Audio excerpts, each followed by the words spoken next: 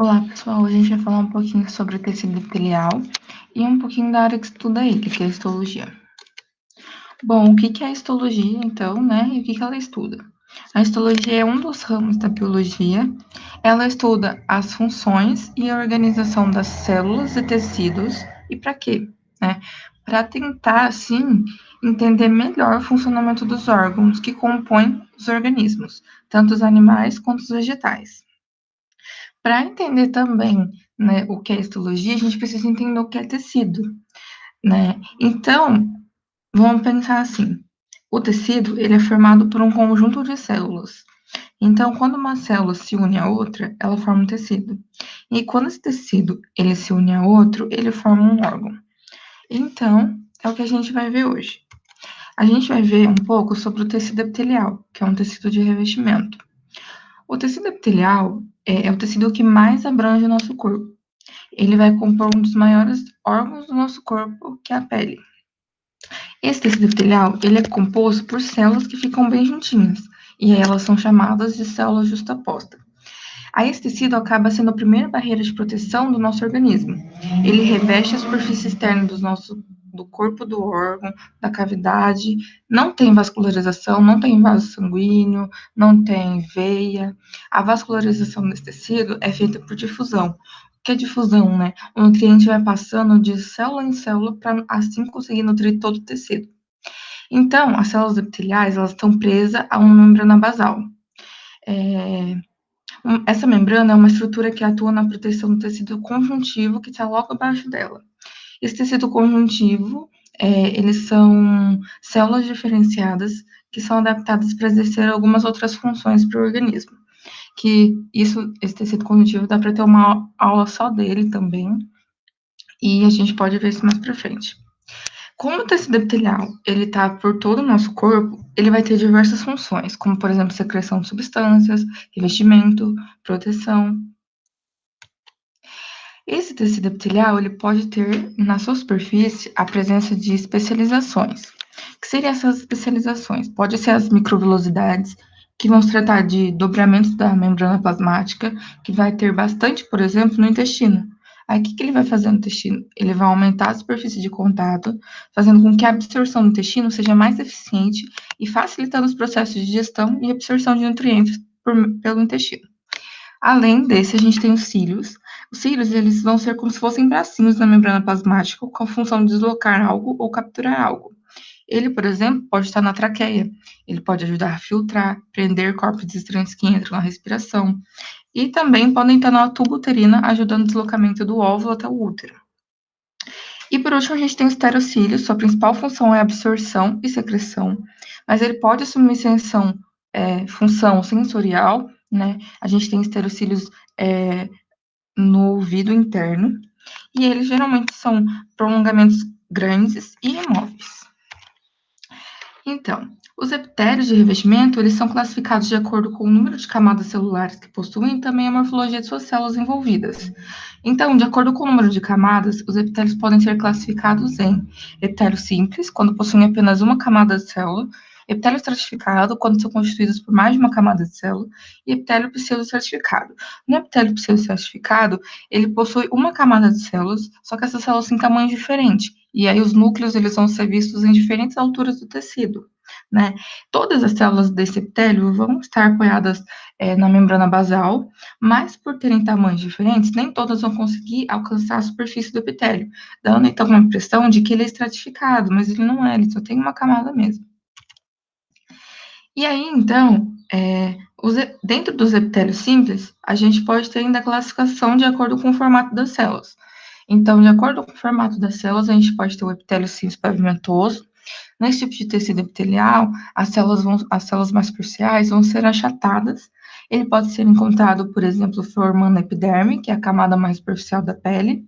A gente pode ter o epitélio simples cúbico. Então, nesse tipo de epitélio, o tecido vai ser em formato de cubo, né? E ele pode ser encontrado nos túbulos renais, lá nos rins.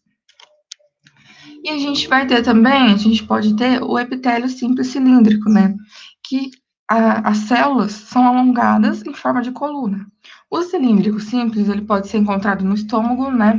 E ele pode lá ajudar na proteção, na lubrificação desse órgão. Além do cilíndrico simples, a gente pode ter o cilíndrico ciliado, né? Lembra dos cílios que eu falei lá no começo da aula? Então, o epitélio simples cilíndrico ciliado, ele geralmente vai estar no aparelho genital feminino, né? Lá na tuba uterina, os cílios vão ajudar a produzir uma corrente que auxilia no transporte do ovócito até o útero. E aí, entrando então no estratificado, lembre que tem mais de uma camada de célula. Então, a gente pode ter o epitélio cúbico estratificado. Então, a primeira camada desse epitélio, a que fica lá em cima, superior, vai ser com células em formato de cúbico. Ele pode ser encontrado nos ductos de uma glândula, chamada glândula sudorípara, que produz suor no nosso corpo. Então, lá dentro, né, no ducto dessa glândula, a gente vai ter esse tipo de epitélio. E além desse, a gente tem o epitélio colunar estratificado, né, que a primeira camada desse epitélio, a mais superior, ela vai ser em formato de coluna e ela pode estar na uretra. Então, ela vai estar lá revestindo a uretra. E além desse, a gente tem o epitélio pavimentoso estratificado, que a primeira camada desse epitélio, a mais superior, ela vai ter células achatadas. E ele pode ser encontrado na boca, pode ser encontrado no esôfago. E a gente tem o tecido epitelial pseudoestratificado, que eu falei lá no começo da aula, né? Que ele vai parecer que tem mais de uma camada de célula, mas ele só tem uma, né? E por elas possuírem tamanhos diferentes, e nem todas conseguem chegar na superfície do tecido, fica parecendo que tem mais de uma camada, mas só tem uma. Então, o epitélio pseudoestratificado, ele pode ser, né, cilíndrico e ciliado, lembra? Então, as células vai ser cilíndrica e vai ter aqueles cílios que eu falei lá no começo da aula também, que esses cílios, né, são especializações da membrana. Esse tipo de epitélio ele pode ser encontrado na cavidade nasal, na traqueia, nos brônquios. Esse tecido, ele fala até que ele é exclusivo, né, de alguns aparelhos do sistema respiratório em mamíferos, né? E além disso, né, a gente tem um epitélio diferentão, que eu não falei lá na frente para vocês, mas que eu vou falar agora. Tem o epitélio de transição, né, que é um epitélio estratificado, cujas células superficiais dele vão variar de forma, conforme a pressão que recebe. Como assim? Vou tentar explicar com uma imagem, né, e um exemplo. Aqui a gente tem esse epitélio, ele reveste internamente a bexiga, aquela que segura o xixi, sabe? E lá na bexiga, a variação do formato dessas células vai depender se o órgão se encontra vazio ou cheio. Então, ele pode estar distendido pela urina ou, né, ele pode estar cheio.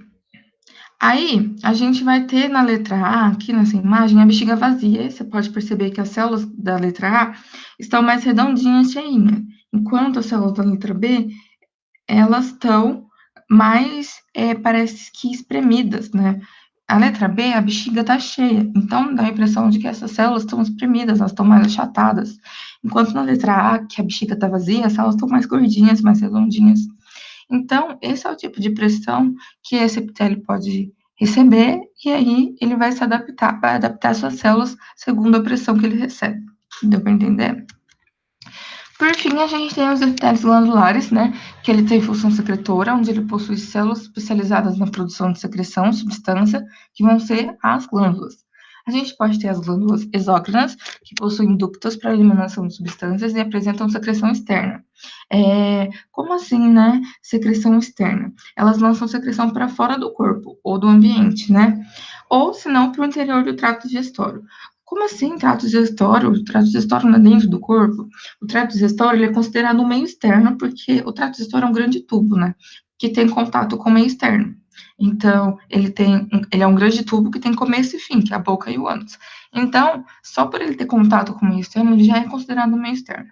A gente tem também as glândulas endócrinas, que não apresentam ducto secretor e possuem secreção interna, ou seja, elas secretam o produto da secreção dela dentro do sistema circulatório, né? Então, geralmente são as glândulas de hormônio que jogam os hormônios para dentro do nosso organismo, para dentro da nossa circulação. E por fim, a gente tem as mistas, que possuem tanto unidades endócrinas quanto exócrinas, como por exemplo o pâncreas. O pâncreas, ele é exócrino quando ele secreta o suco pancreático, né? E ele é endócrino quando ele elimina hormônios. Então, pessoal, é isso. Muito obrigada e até uma próxima.